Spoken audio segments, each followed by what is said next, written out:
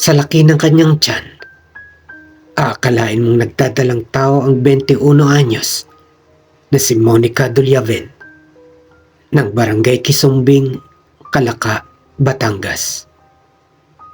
Bilog na bilog ito na tila puputok. Bagay na sa ngayon ay nagtutulot sa kanila ng labis na takot. Nagbubuntis ay hindi po normal. Sobrang laki talaga ng tiyan ni ate. Hindi ko pa lang po pwedeng ipakita yung mismo actual situation ng walang damit kasi baka ma-violate. Pero yung sitwasyon po niya, para siyang isang lobo, mga kababayan, para siyang isang lobo na talagang nasobrahan ng hangin na anytime nakakatakot, pwedeng pumutok. Gabi yan, hindi naman tulaw. Kaya nga ulit sa araw inadapa din eh. Paglabas na hindi na daw makaya niya mabalansi ang laki ng tiyan niya. Makailang beses naghanap ng atensyong medikal, subalit naging mailap para kay Monica ang lunas para sa kanyang Pero nasubukan niyo karamdaman. ba magpatingin sa mga public hospital? Hindi po naman si admit. Lagi pong wala pong nakikitang UTI laang. Sa dugo laang. Nakikita sa kanya. Kahit po ganyang kalaki na yung tiyan niya? Oo. Noon pong ganyan na. Sabi, UTI, kukunin siya ng dalawang beses nga itong buwan na ito, dalawang beses na hospital niya. Hindi ko niya admit eh. Tulungan niyo naman po kami. May parang anak ko. Maawa naman po kayo sa amin. Tagal na pong may sakit ang anak ko. Sana po'y maunawaan niyo aming kalagayan. Nahingi po ko ng tulong sa inyo kung sino pong may ang puso.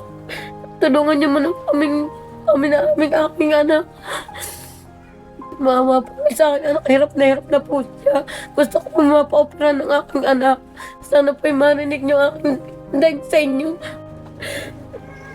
Awang-awa na po. Marami pang misyon ang ating haharapin. Marami pang mga kababayan natin ang nangangailangan ng ating tulong at pangunawa. Ituring po sana ninyong ang pag-share ng video na ito ay tulong nyo para sa ating mga kababayan. Ate Monica, kapit lang. Maraming nagmamahal sa'yo. Tatangayin ng mga alon ng dagat ang lunas sa karamdaman. Message lang po kayo kay Kuya Benji, and then dun po sa magpapadala sa pamamagitan po ng ating account, lagyan nyo lang po again ng isang maiksing message for Monica. Yun po para malaman ko na kung may darating man pong tulong ay para po sa kanila.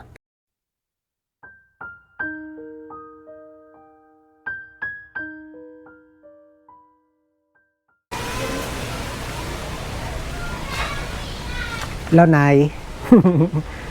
Magandang araw po. Magandang araw pa.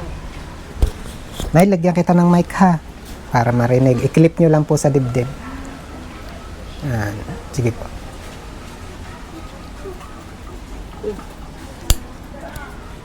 Eto pa. Yan. Kumusta po? Nay, magpapakilala muna ako ha. Okay lang po, tabi kayo kay ate. Ako po ay si Kuya Benji.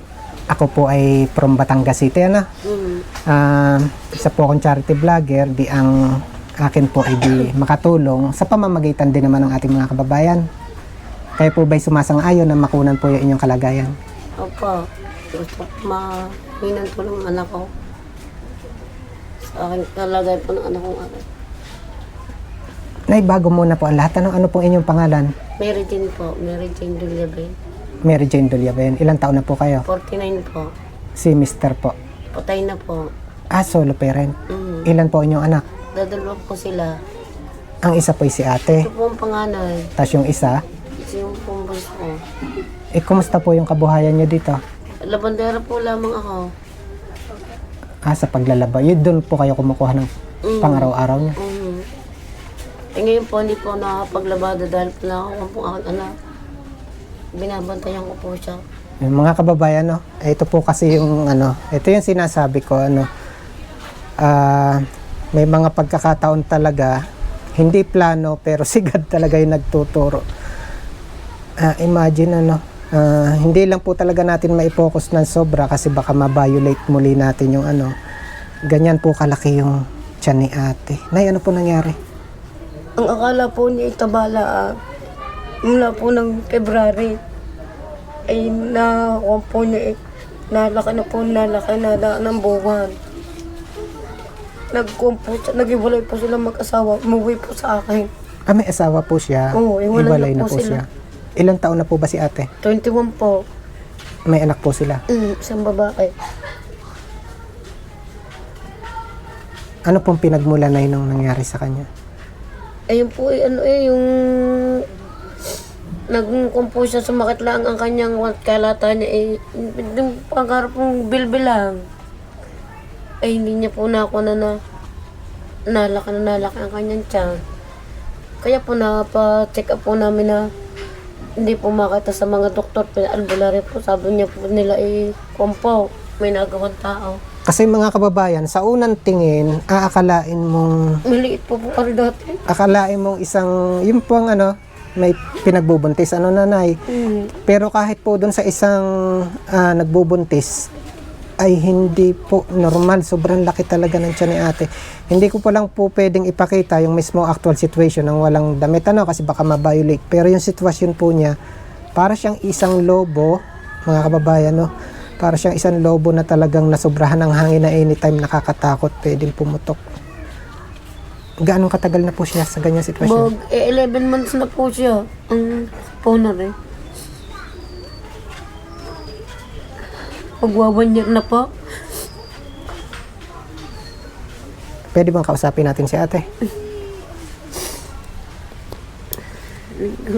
Te, kumusta ikaw? Okay naman po. Ano ang pangalan mo? Monica. Monica Dulyaven. Anong nararamdaman mo ngayon? Mabigat po. Hindi po masyadong makalakad.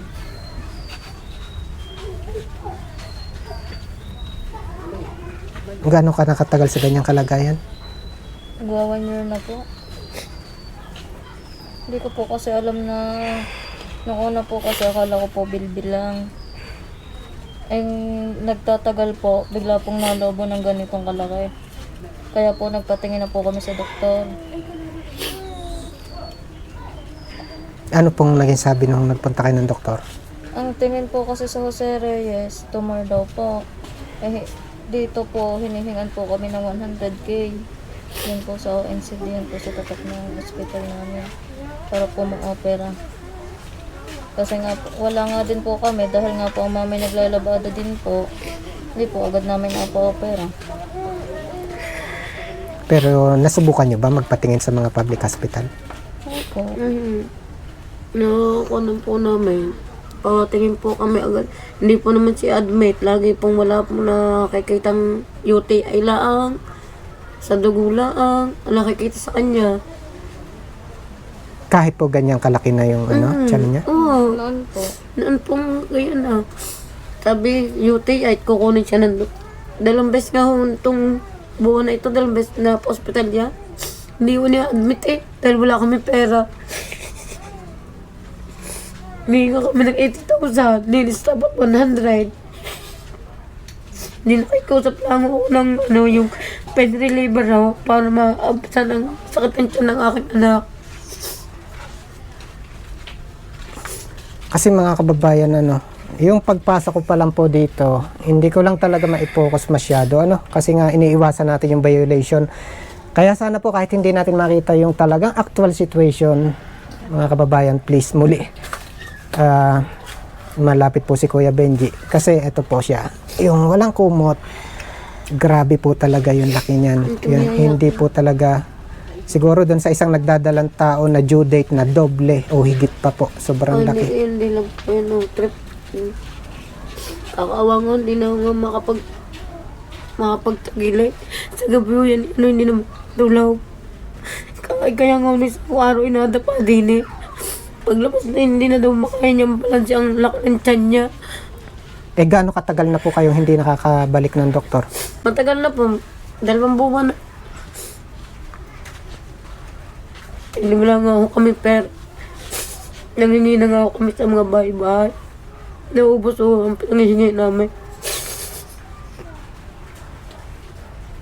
Wala ko naman akong makakuha ng pera. Kung di maglabada ako. Eh ngayon na, walang, hindi ko maiwanan ng anak ko. Wala ako may pera. Eh, paano yung pang-araw-araw niyo? Ayun na, may man ko na rin boyfriend doon na rin. Siya ngayon na nagkukas kami ng pagkain. Nagbibigay. Bibigyan ko kayo ng pagkakataon ate. Bibigyan ko kayo ng pagkakataon na kasi si Kuya Benji naman tulad dun, mga kababayan tulad dun lagi nyo ng mga ako naman po talaga wala po ako na itutulong. Kasi ang tunay po makakatulong sa inyo, unang-una si God at lahat po na makakapanood po sa atin ngayon. Kaya bibigyan ko po kayo ng pagkakataon manawagan sa kanila kung meron po kayong naisabihin. May magandang puso. Tulungan niyo naman po kami. May palang anak ko. Maawa naman po kayo sa amin. Tagal na pong may sakit ang anak ko. Sana po maunawaan niyo aming kalagayan. Nahingi po ako ng tulong sa inyo kung sino po may ang puso. Tulungan niyo man aming aking anak. Maawa po kayo sa aking anak. Hirap na po siya. Gusto ko po mapa-opera ng aking anak. Sana po marinig niyo aking dag sa inyo. Kung sino pong may masang puso. Awang-awa na po ako sa aking anak.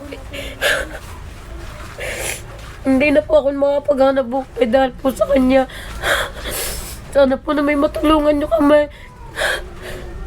Nahingi po ako ng tulong sa inyo.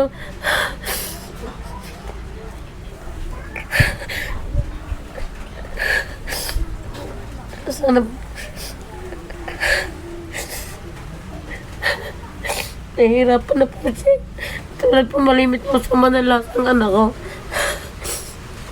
Gusto ko na po siya mapoperahan. Gusto na po na mapa-admit sa ospital. Sana po matulungan niyo ako sa aking anak. Gusto niyo po may magandang puso. Sana marinig niyo aking hingi ng tulong sa inyo. Kung sino pa sa inyo.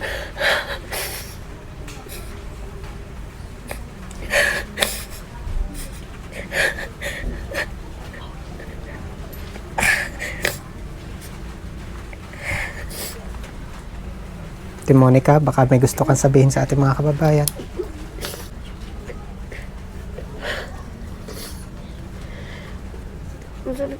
Sa lahat po ng makakapanood, sana po matulungan niyo ako. Dahil po hirap na po ako sa kalagayan ko. Naawa na din po ako sa mga taong lagi pong nakagapay po sa akin. Sana naman po matulungan niyo kami pong mag-ina. Yun lang po.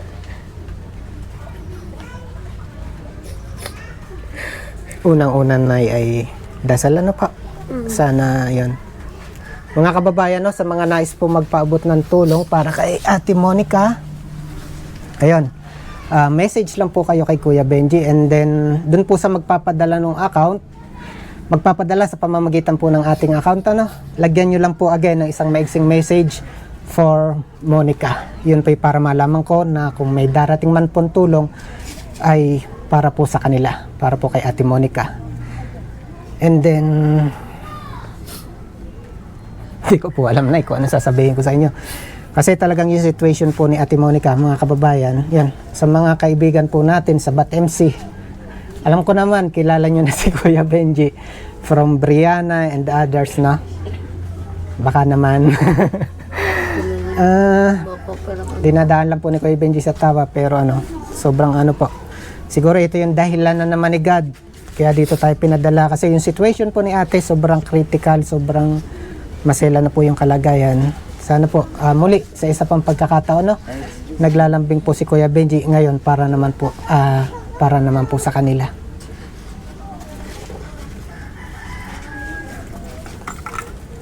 Dinay, ganun dasal po tayo. Pero dahil may dumating sa akin ng isang araw, siguro na rin, talagang kaloob ni God, may sobre po ako sa bulsa. Di kung ano man laman ito, nanay, ibibigay ko na po sa inyo. Ito po ay from Ma'am Cathy Rilliorta. Yan. Ito po yung pinadala sa akin ni Ma'am, and then ako na daw po ang bahala kung kanino. Mukhang sa inyo po talaga nakalaan.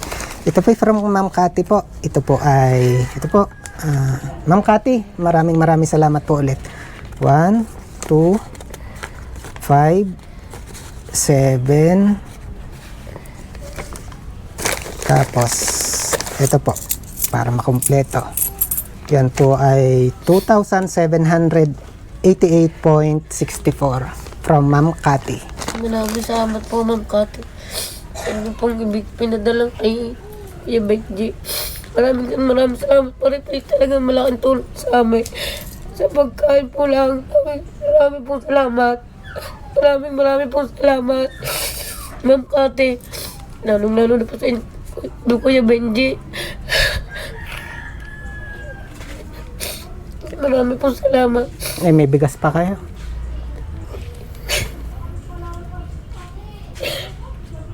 Paano yung pagkain nyo? Hindi na po umiwil. Di ganito, no? Para hindi na po mabawasan yan. Ako lang may kukunin sa sasakyan. Para hindi na po mabawasan kung magkano man yung naibigay po sa inyo. Salamat po.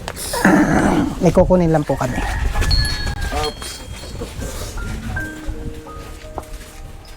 Sino po kasama nila? Hello po. Ako po lang nila. Opo. Hindi ko naman ho alam. May kukunin lang po kami sa kotse.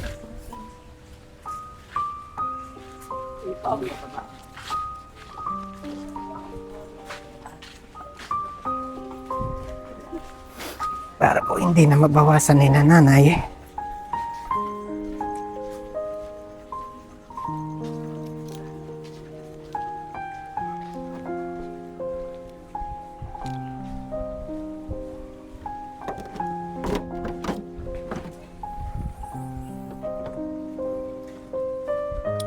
Pwedeng patulong.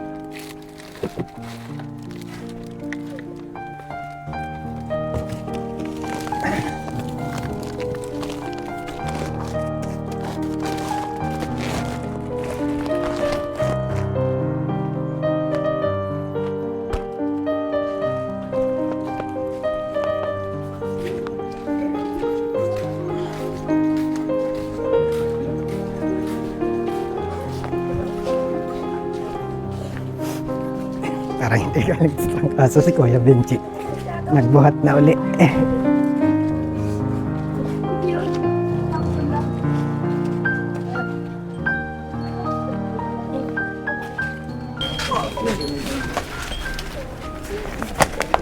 Yan, para hindi nyo na po alalahanin ng inyong Diyos ko po.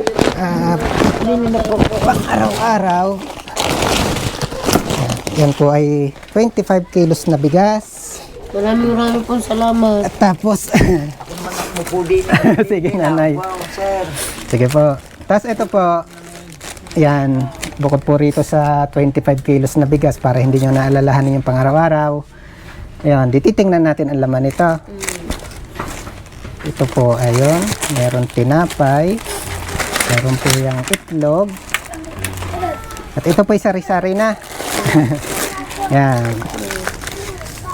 Tapos yan, ito po mga kababayan, yan, ito po ay sari-saring canned goods, meron din pong gatas, yan, kumpleto na po yan. Para hindi nyo na po alalahanin yung inyong pang-araw-araw, ano? Para yung naipagkaloob po ngayon sa inyo na alagad, hindi na po mababawasan. Ito naman pong groceries natin at saka yung bigas, yan po ay galing sa isa nating anonymous sponsor from Vienna, Austria. Maraming pong salamat. Maraming pong salamat sa inyo. Nagpadala po ng mga grocery pong aret, lalong-lalo po sa Kuya Benji. Ngayon po lang namin kayo nakuha na nakaparito sa aming bahay. Pinagpapasalamat ng marami sa inyo mga kapatid. Maraming pong salamat. Lalo na po kay Ma'am Cathy. Di, ganun po, no? Unang-una, Monica, kasi si Kuya Benji, hindi naman talaga ako yung tunay na makakatulong sa inyo. Unang-una, si God at saka yung mga kababayan ipadadala natin. Dasal lang po tayo, no? Na sana may makarinig po ng ating panawagan sa kanila. Maraming salamat po, Kuya Benji. Sa lahat po na nagpadala po ng tulong at magpapadala pa lang po, maraming na po agad salamat sa inyo. Kuya Benji, ako nagpapasalamat kayo nakarating sa aming bahay. Nanakon po ninyo ang nampos ng aking anak. Salamat po. Po, yun po kasi mga kababayan, no, yun yung sinasabi ko, no, hindi planado. Bigla na lang po dumaan sa newsfeed ni Kuya Benji, yung post po nila. Nung nakita ko yung kalagayan, nakita ko po talaga urgency na kailangan po talagang mapuntahan. Kaya muli po, no, muli naglalambing po ako unang-una. Yun, kung gusto niyo po yung ginagawa ni Kuya Benji para mas makatulong tayo sa ating mga kababayan, no, please support po yung ating page, please follow, and then yung ating pong channel, please subscribe.